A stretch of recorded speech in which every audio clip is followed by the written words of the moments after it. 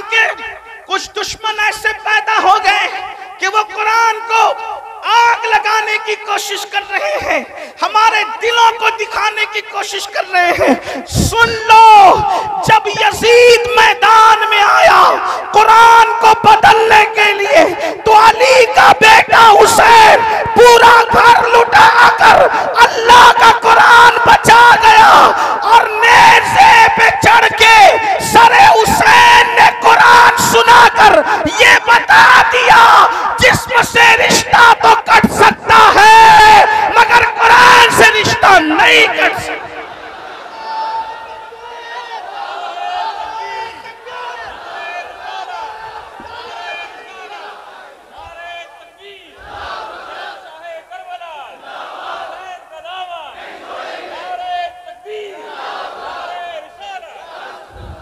अभी मुहर्रम शरीफ में जिक्र हुसैन होगा, आप सुनेंगे, लेकिन एक बात याद रखना, कुरान जलाने वाले या कुरान फाड़ने वालों को पता होना चाहिए कि कुरान इसलिए अब महफूज रहेगा क्योंकि अल्लाह ने इसकी हिफाजत की जिम्मेदारी अपने जिम्मे, नहनु नज़्ज़लना ज़िक्र व इन्ना लहू लहाफ़िज़ून, इस जिक्र को हमने नाजिल किया और हम ही इसकी हिफाजत।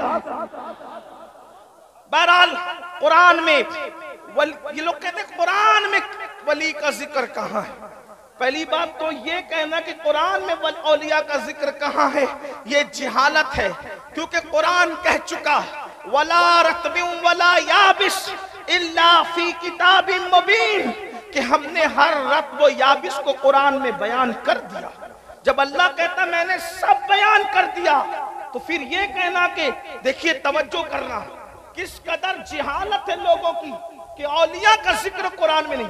अल्लाह कहे कि हमने सब बयान कर दिया और मुल्ला कह रहा है कि ये कुरान में नहीं, वो कुरान में नहीं, तो अल्लाह की माने कि मुल्ला की माने, क्योंकि अल्लाह कह रहा है कि मैंने सब बयान कर दिया। अलबत्ता ये जरूर है कि अगर किसी को नजर नहीं आता तो उसको ये कहना चाहिए कि मुझे नजर नहीं आता, ये नहीं कहना चाहिए कि कुरान में नहीं है, इसलिए कि अल्लाह ने कह दिया हमने कुरान में सब बयान कर दिया। कुरान ने कहा सब बयान कर दिया, तो सब बयान कर दिया। तुम्हें नजर नहीं आता, ये तुम्हारी नजर की कोताही है, ये तुम्हारे नजर का कसूर है, ये तुम्हारे नजर का जुर्म है। लेकिन आइए, किसी को मैं कोसने नहीं आया, अपनी बात करूं कि कुरान में औलिया की शान कहाँ है और वली को मानने का फायदा कहाँ है। तो मैंने आया करीमा तिलावत की। मेरी कौम के जवानों, कुरान के लहजे में सुनो, अल्लाह इरशाद फरमाता है अल अखिल्लाउ यौमइज़िन बादुहुम लिबादिन अदू, कि क़यामत का दिन होगा, क़यामत का दिन होगा, जितने तुम्हारे दोस्त होंगे वो सब तुम्हारे दुश्मन हो जाएंगे। कौन दुश्मन होगा? अल्लाह फरमा रहा है जितने तुम्हारे पक्के गहरे दोस्त होंगे वो सब तुम्हारे दुश्मन हो जाएंगे। अखिल्ला, यहाँ उलमा मौजूद हैं, उलमाए किराम की बड़ी तादाद यहाँ मौजूद है, और वो इल्मी घराना जिसे शेखुल अरब व अजम का घराना कहते हैं, वो इल्मी घराना, अल्लाह अकबर, जिसे अपने वक्त के अल्लाह अल्लाह उवैसे ज़मा सैयदना फजले रहमान गंज मुरादाबादी का घराना कहते हैं। अल्लाह अल्लाह, जिस घराने पर जा करके अल्लाह अल्लाह बहुत सारे लोगों ने अपने आप को मुस्तनद बनाया है, मुअतबर बनाया है। अल्लाह अकबर, उस घराने के चश्म चिराग भी यहाँ मौजूद है। इसलिए मैं जिम्मेदारी के साथ अर्ज करूं, अल्लाह अकबर, अखिल्ला ये जमा है खलील की, और खलील का मतलब होता है गहरा दोस्त, पक्का दोस्त। अब आपको बताऊं, खलील का मतलब अगर बयान करना हो तो यूं कहें कि दोस्त पर जो अपने आप को कुर्बान कर दे उसे खलील कहते हैं। दोस्त की मर्जी पर जो अपनी मर्जी को कुर्बान कर दे उसे खलील कहते हैं। मिसाल के तौर पे बताऊं, खलील नबियों में एक जात मशहूर है जिसे इब्राहिम खलीलुल्लाह कहते हैं। देखो खलील किसे कहते हैं, सिर्फ समझाने के लिए बता रहा हूं। इतनी बड़ी आग तैयार की गई, अक्ल हैरान है, इस आग में जाएगा कौन, लेकिन खलील उसमें छलांग लगाता हुआ नजर आता है। और खलील बता रहा है कि यार के लिए जान नहीं बचाई जाती बल्कि जान कुर्बान कर दी जाती है, इसी को मकाम खुल्लत कहते हैं। इकबाल यहाँ कहते हैं बेखतर कूद पड़ा आतिशे नमरूद पे इश्क अक्ल है महवे तमाशाए लबे बाम, अभी जान दे दी यार के लिए। दूसरी मंजिल देखे, ख्वाब में कहा इकलौते बेटे को ज़बा कर, तो खलील ने ये न देखा कि ख्वाब है, इकलौते खूबसूरत बेटे की गर्दन पर छुरी रख के बता दिया बेटा अजीज नहीं है यार है। नारे तकबीर, खलील, नारे रिसालत, नारे रिसालत। खलील जान दी, बेटा कुर्बान किया। ये और बात है कि फिदिया हो गया, शहजादा बच गया। तीसरी चीज, यार पर माल कुर्बान। खलील की तारीफ बयान कर रहा हूं इस्तिआरतन, ताकि आपको पता चले कि खलील किसे कहते हैं। बेशक खलील किसे कहते हैं। एक दिन हजरत इब्राहिम खलीलुल्लाह का फरिश्तों ने इम्तिहान लेना चाहा, तो अर्ज किया मौला तूने इब्राहिम को खलील बनाया, क्यों बनाया? अल्लाह ने कहा तुम ही जा करके चेक करो कि क्यों बनाया, खलील बनाया क्यों बनाया, तुम ही चेक करो। फरिश्ते आए और फरिश्तों ने आकर के पढ़ा सुबहाना सुबहाना सुबहाना, अल्लाह पाक है, अल्लाह पाक है, अल्लाह पाक है, जिल मुल्की वल मलकूत। इस तरीके से तस्बीह शुरू की और इब्राहिम खलीलुल्लाह अपने घर में है, हजारों बकरियां, हजारों गाय, हजारों घोड़े, ऊंट, सब आपके पास माल बहुत ज्यादा था, घर में है। जैसे ही सुबहाना सुबहाना की तस्बीह सुनी, सुनने के बाद घर से बाहर निकले तो देखा कि कुछ इंसानी शक्ल में कुछ इंसान है और गोया के ऐसा लग रहा है कि वो कुछ तलब करना चाहते हैं। बुलाया, लोगों इधर आओ, तुम मेरे अल्लाह का जिक्र कितने खूबसूरत अंदाज में कर रहे थे, मेरे यार का जिक्र कितने अच्छे अंदाज में कर रहे थे, जरा एक मर्तबा मुझे और सुनाओ तो सही। अल्लाह अकबर, इतना सुनना था। जो फरिश्ते इंसानी शक्ल में थे उन्होंने कहा इब्राहिम हमने एक बार तो अपनी मर्जी से पढ़ा, अब दोबारा तुम फरमाइश कर रहे हो, अगर तुम जो है ये फरमाइश कर रहे हो कि तुम अपने यार का जिक्र सुनना चाहते हो तो बताओ अगर हम करेंगे तो तुम दोगे क्या?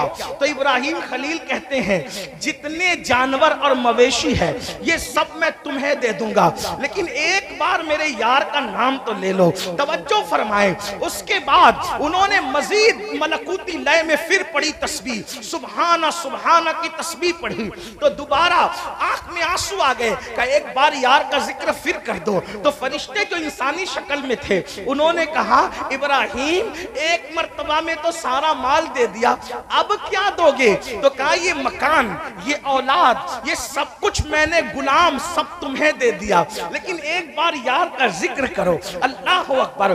फिर उसके बाद उन्होंने मजीद मलकूती लबो लहजे में पढ़ा तो फिर आंख में आंसू आए, खुदा के जिक्र के हवाले से इश्क, अल्लाह अकबर, दिल में ठाटे मारने लगा। तो फिर सुनने के बाद कहा एक बार और तो पढ़ने वालों मेरे यार का जिक्र एक बार और तो करो ना। तब फरिश्ते जो इंसानी शक्ल में थे कहने लगे इब्राहिम पहले माल दे दिया और अब आल औलाद और जो है वो सारे जो है वो गुलाम और कनीज हमारे हवाले कर दिया, अब क्या बचा? यार का जिक्र करेंगे तो दोगे क्या? तो खलीलुल्लाह कहते हैं इन जानवरों को संभालने के लिए किसी दाना की जरूरत पड़ेगी, अगर यार का जिक्र करोगे तो अपने आप को भी तुम्हें दे। सुभान अल्लाह, सुभान अल्लाह। नारे तकबीर, नारे रिसालत। हुजूर सैयद अमीनुल कादरी साहब किबला, हुजूर मुफ्ती गुलाम रब्बानी मियां साहब किबला, नारे तकबीर, नारे रिसालत। इसे कहते हैं खलील। मतलब क्या निकला? जान दे दी, माल दे दिया, अपने आप को भी कुर्बान कर दिया, इसे कहते हैं खलील। अब कुरान कह रहा है, तवज्जो करना, आपकी तवज्जो कर रहे तो सुन लें आप। कुरान क्या कह रहा है? अल अखिल्ला, जो तेरा पक्का दोस्त है। आज तो दोस्त ही नहीं मिलते, पक्का दोस्त कहाँ तलाश कर। वाह वाह, बहुत खूब, बहुत खूब। किसी ने कहने वाले ने कहा है शरीक जश्न हजार है, शरीक गम कोई नहीं, हुसैन आज भी तन्हा है करबला की तरह। सुभान अल्लाह, सुभान चाय पीने वाले, बिस्किट खाने वाले, होटलों पे बैठने वाले, पार्टी करने वाले दोस्त तो बहुत मिलते हैं, जो दिल लगाने वाले दोस्त हैं वो नहीं मिलते। दिल लगाने वाले दोस्त नहीं। दोस्त किसे कहते हैं बताऊं? दोस्त किसे कहते हैं? सहाबी रसूल कहते हैं अगर तू किसी के कंधे पे हाथ रख और हाथ रख कर बोल के चल, दोस्त किसे कहते हैं? सुन लें, शायद आज आपको दोस्त ना मिलेगा, दोस्ती मशकूक करने नहीं आया, लेकिन दोस्त नहीं मिलेगा। दोस्त के कंधे पे हाथ रखेगा क्या? चल, और वो पूछे कहां, वो दोस्त नहीं है। दोस्त कौन है? कहा चल, तो बगैर पूछे चल दे। वाह वाह, बहुत खूब। बगैर पूछे चल दे। ये परवाह नहीं कि लेके कहां जाएगा, बस परवाह इतनी है कि यार ने कहा चल, मंजिल पता नहीं, यार की रजा के लिए चल चल। वाह वाह, बहुत। इसे दोस्त कहते हैं। ये है दोस्ती। और इससे बड़ा मर्तबा है किसका? खलील का। दो मतलब पक्का दोस्त। पक्का दोस्त तो कौन? जो तुम पे जान कुर्बान करे, जो तुम पे माल कुर्बान करे, जो तुम पे आल कुर्बान करे, उसको कहते हैं पक्का दोस्त। अब जो पक्का दोस्त है उसे कहते हैं खलील, और खलील की जमा है अखिल्ला। अब वो अखिल्ला जो खलील यानी तुम्हारे जितने खलील हैं जो दुनिया में तुम पे जान माल आल कुर्बान करते थे, अल्लाह फरमा रहा है जब क़यामत आएगी तो वो सारे के सारे पक्के दोस्त तुम्हारे दुश्मन हो जाएंगे। यानी जिसने दुनिया में तुम पे जान दी थी, माल दिया था, औलाद कुर्बान किया था, वो क़यामत के दिन तुम्हारे काम नहीं आएगा। कौन काम नहीं आएगा? जो दुनिया में तुम पे जान लुटा चुका, जो माल लुटा चुका, जो औलाद लुटा चुका, वो क़यामत में तुम्हारे काम नहीं आएगा। अब इंसान सोच रहा है या अल्लाह, जो जान दुनिया में मुझ पे दिया था, जिसने माल दुनिया में मुझ पे लुटाया था, जिसने आल कुर्बान कर दिया था, ना जान देखी थी, ना माल देखा था, ना औलाद देखी थी, मौला जब वो मेरा दुश्मन बनेगा, अच्छा काम नहीं आना तो एक अलग बात है। अल्लाह फरमा रहा है अल अखिल्लाउ यौमइज़िन बादुहुम लिबादिन अदू। अल्लाह फरमा रहा है वो तुम्हारे काम ही नहीं आएगा, बल्कि वो तुम्हारा दुश्मन बन जाएगा। दुश्मन। अल्लाह जब पक्का दोस्त तो दुश्मन बनेगा तो फिर क़यामत में कौन काम आएगा? सवाल पैदा होता है, कौन काम आएगा क़यामत में? तब कुरान जवाब दे रहा है, ये नहीं कि कोई नहीं काम आएगा, कुरान बता रहा है कोई काम आएगा।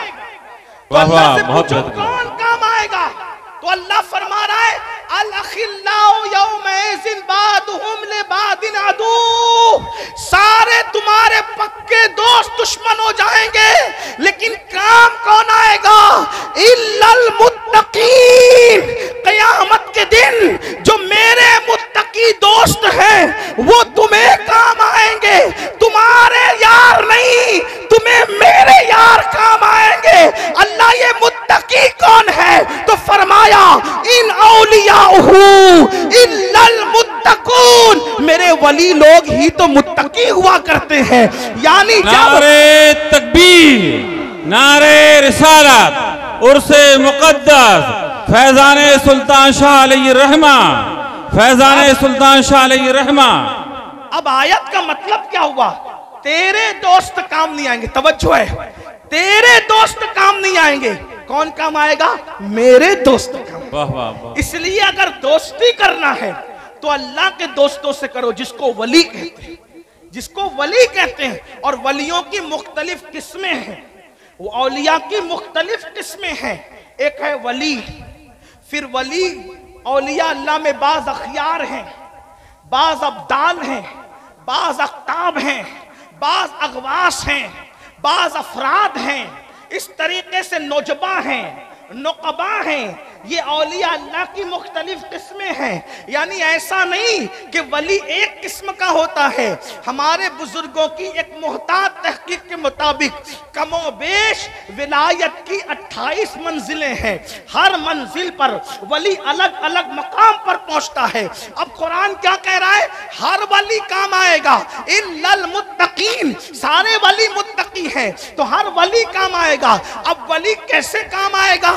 जो वली मकामे विलायत में जितना बड़ा दर्जा रखेगा, जितना बड़ा मकाम रखेगा, जितना बड़ा मर्तबा रखेगा, वो उतना ही अल्लाह का महबूब होगा। और जितना अल्लाह का महबूब होगा वो उतना ही तुम्हारा क़यामत में मददगार होगा। अब मुसलमानों मुझे बताओ, जब कुरान कह रहा है कि क़यामत में अल्लाह वाले काम आएंगे, तब बताएं जब अल्लाह के वली अल्लाह की अता से खुदा के अजाब से बचा सकते हैं, तो जब खुदा के अजाब से बचाने की अल्लाह की अता से ताकत रखता है, क्या वो दुनिया की मुसीबतों से नहीं बचा सकता? क्या वो दुनिया की मुश्किलात से नहीं बचा सकता? अल्लाह अकबर। इसीलिए तो मेरे इमाम कहते हैं, हाकिम हकीम दादो दवा दे ये कुछ न दे, हाकिम हकीम दादो दवा दे ये कुछ न दे, मरदूद ये मुराद किस आयत खबर की है, तुम कहां से लाए? लोग कहते वली से क्या मिलता है? हमने कहा कुरान से पूछ। असहाबे कहफ की चौखट पर अगर कुत्ता बैठ जाता है तो खुदा उसे जन्नती बना दे। नारे तकबीर, नारे रिसालत, फैजाने सुल्तान शाह अलैहि रहमान, नारे तकबीर, माशाअल्लाह, वाह वाह। और फिर वो कुत्ता कितना अहम हो जाता है, अगर आपकी तवज्जो है तो सुने, वो कुत्ता कितना अहम हो जाता है कि अल्लाह उस कुत्ते का जिक्र अपनी किताब में करे। बोलो, अगर कोई मौलवी साहब कुत्ते की शान मजलिस में बयान करें तो लोग कहेंगे मौलवी को हुआ क्या? कुत्ता भी कोई उन्वान है? कुत्ता भी कोई उन्वान है? कुत्ते पे भी तकरीर हो सकती है, लेकिन मुसलमानों समझो, अल्लाह अकबर और कुत्तों का जिक्र करे तो जिक्र करने वालों को लोग पसंद न करें, लेकिन अगर कुत्ता वली से निस्बत रखे तो उसका जिक्र मौलवी करे न करे, मौला करता नजर आए। बहुत बेहतरीन, वाह वाह, सुभान अल्लाह, सुभान अल्लाह। को ही बयान कर रहा है, उसके बैठने को ही बयान कर रहा है, उसकी अदाओं को भी बयान कर रहा है। और फिर शान क्या? अल्लाह कुत्ते को जन्नत देगा। कुत्ते से पूछो, ए कुत्ते, तूने कौन सी इबादत कर ली कि तुझे जन्नत मिल रही है? हालांकि कुत्ता तो कुत्ता, बिरादरी एक, नाम एक, रंग एक, हुक्म एक, उसकी जहां पर मौजूदगी हो वहां रहमत के फरिश्ते ना आए। और जन्नत क्या है? इल्ला कीलन सलामन सलामा, वहां सलामती ही सलामती है। तो पता चला अब कुत्ता नहीं देखा जा रहा है, अब यारों की निस्बत देखी जा रही है। अब जरा आपकी तवज्जो चाहता हूं, अगर सुनने आए हो कुतुबपुर वालों तो जरा सुनो। एक कुतुब की शान, अब्दुल्लापुर वालों, एक अल्लाह के वली की शान सुनने आओ तो सुनो। कुत्ता कुत्ता होता है, लेकिन अब यहाँ कुत्ता नहीं देखा जा रहा है। निस्बते वली की वजह से कुत्ता जन्नती भी बन रहा है, कुत्ते का जिक्र अल्लाह भी कर रहा है, कुत्ते के बैठने की अदाओं को अल्लाह बयान कर रहा है। और कुत्ता ऐसा उन्वान बन गया, इब्ने अब्बास की रिवायत में उसका जिक्र, इब्ने अब्दुल वहाब की रिवायत में उसका जिक्र, इमाम बुखारी उसका जिक्र करे, इमाम मुस्लिम उसका जिक्र करे, इमाम अहमद रजा उसका जिक्र करे। मैंने सोचा या अल्लाह, ये कुत्ता ऐसा कैसा मज़कूर बन गया कि उलमा जिक्र करे, औलिया जिक्र करे, सुलहा जिक्र करे, उस कुत्ते का नाम भी आ जाए। उसका नाम कितमीर था, कितमीर।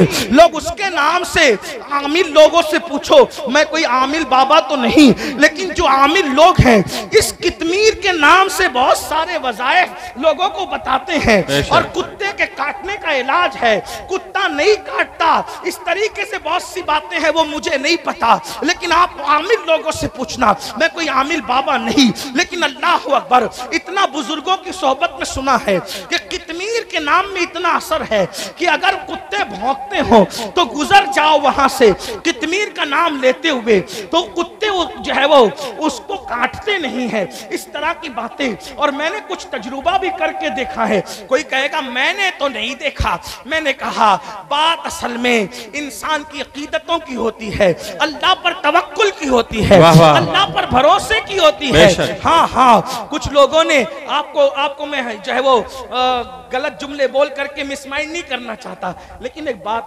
कुछ लोग कहते हैं ये वली के नाम में क्या असर है, वली के तो कुछ हमारे उलमा बड़े ज़हीन गुजरे हैं, अभी भी हैं। हमारी जमात के बहुत बड़े आलिम गुजरे हैं, हकीमुल उम्मत हज़रत अल्लामा मुफ्ती अहमद यार खान नईमी रहमतुल्लाह अलैह, बड़े ज़हीन थे, हाजिर दिमाग थे, हाजिर। एक बार उनके पास एक मौलवी आया और आकर कहने लगा तुम कहते हो या गौस या ख्वाजा, इन नामों में कोई तासीर हो सकती है? क्या तासीर है इस नाम, अबू बकर, अली, या अली और ये और वो और वो और वो, इन नामों में कोई तासीर हो सकती है? मुफ्ती साहब होशियार आदमी थे, उन्होंने कहा गधे। उसको गुस्सा आ गया, उसको गुस्सा, मुझे गधा कहते हैं, मुझे गधा कहते हैं, आलिम की इज्जत नहीं, मौलवी की इज्जत। मुफ्ती साहब ने मुस्कुरा के कहा मैं तो आपके सवाल का जवाब दे रहा हूं जनाब, अब गुस्से में क्यों है? तो कहा क्या सवाल, ये तरीके जवाब देने का? कहा तूने कहा या गौस या ख्वाजा, अली, नबी, अबू बकर, इन नामों के अंदर कोई तासीर नहीं, तो मैंने तेरे सामने सिर्फ गधे का नाम लिया, तो गधे के नाम में कितनी तासीर है कि तू नॉर्मल था, गुस्से में आ गया। अरे नादान, जब जलील मखलूक के नाम में इतना तासीर है तो मकबूल बंदों के नाम में कितनी तासीर। नारे तकबीर, फैजाने गौसे आजम, फैजाने गरीब नवाज, फैजाने मखदूम अशरफ। भाई तासीर तो तासीर होती है ना, तासीर। बोलो नॉर्मल आदमी गुस्से में आया कि नहीं गधे का नाम सुन के? तो पता चला जो नॉर्मल था गधे के नाम से गुस्से में आ गया। तो गधा तो नाम ही है ना, तासीर हुई कि नहीं हुई? हुई ना, तो तासीर तो होती है ना। तो ये बात है। तो बहरहाल मैं इस तरह की बात करने का आदी नहीं, लेकिन मैंने बात आई तो अर्ज कर दिया। अब मैं चाहता हूं कि दलील से बात की जाए। तो अर्ज क्या कर रहा था, अल्लाह अकबर। वो वली का, वो कुत्ते का नाम वली लोग ले रहे हैं, उस कुत्ते का नाम इब्ने अब्बास तफसीर में जिक्र कर रहे हैं। बल्कि इब्ने अब्बास तो अपनी जगह, रसूलुल्लाह ने भी उसका जिक्र फरमाया। अरे जब अल्लाह ने फरमाया तो फिर कौन रुक सकता है? लेकिन मैं पूछता हूं, ओ कुत्ते, तू कुत्ता है लेकिन तू इतना मज़कूर कैसे हो गया? तो गोया कि हमें जवाब मिल रहा है, कुत्ता कुत्ता ही है, लेकिन निस्बत हो गई है अल्लाह के दोस्तों से। तो कुरान भी बयान कर रहा है, हदीस भी बयान कर रही है। अब आपसे पूछना चाहता हूं, लेकिन वो असहाबे कहफ कौन है?